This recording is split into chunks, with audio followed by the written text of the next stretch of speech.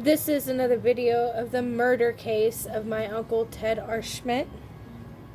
And today I'm talking to you about this paper, and on this paper is the U.S. Naval Observatory for the sun setting and the moon rising for the 3rd of 1999 and the 4th of 1999.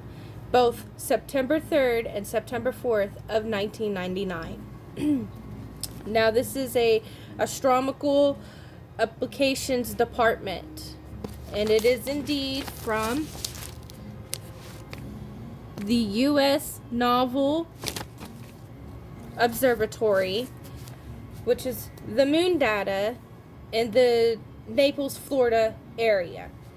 And I'm going to read everything that was on this paper. Now, I want to say something. In the previous statements, everyone said that they saw Ted Schmidt running, saw him walking, saw him trip over the PVC pipe.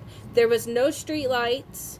The moon didn't have necessarily any kind of rays to see what's in front of your hand because it was so dark. The following information is provided for the Naples, Collier County, Florida, on Friday, 3rd September of 1999, Eastern Daylight Time. The sun begin civil twilight was at 6:44 a.m. The sunrise was at 7:08 a.m. The sun transit was at 1:27 p.m. At sunset, this was at 7:45 p.m.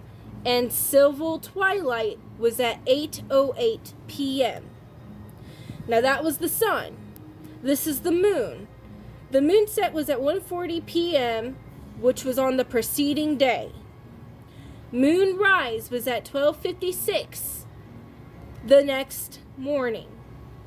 Moon transit was at 7:48 a.m. The moon set was at 2:42 p.m. and the moon rise was at 1:50 a.m. on the following day. Phases of the moon on the 3rd of September, which was a warning crescent within 42% of the moon's visible disk, illuminated. The last quarter moon on September 2nd of 1999 at 6:18 p.m. Eastern Daylight Time. The distance from North Door to the PVC pipe on highway was approximately 30 to 35 yards. Average of running time was 10 seconds. There was no outside lights in the yard, no street lights in the area. Above information shows total darkness. Total darkness. There's no way that anybody would have seen him physically running across the yard and tripping over the PVC pipe. How can all descriptions of running and walking be so accurate? Exact words in the contrary. How can all that information be completely, accurate? There's no way it's accurate. And another thing is that within that entire side of the country was completely in pitch black and darkness. That's unbelievable. There's so much in this case that has been brutally twisted and bent up and backwards, and that is, to me, is just a little bit out of hand. Completely out of hand. It's so disrespectful in so many ways. It's almost like these aren't even real people that we're even messing with at this point. These are like robots. That's exactly what they are. Robots that is physically ran by the government themselves. Because it's the old time,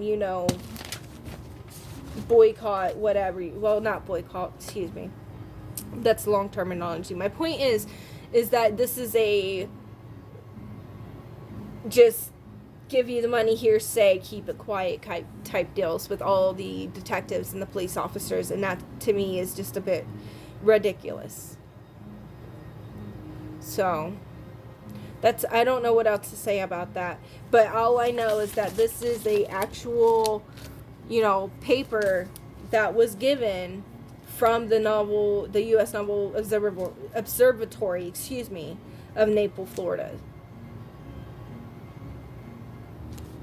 There's not much else to prove here. Every little detail that we have all given just shows how twisted this is. And the information and all the facts and all the true, everything to prove our evidence to be fact is just beyond disbelief. Like, I cannot believe that this came to this point.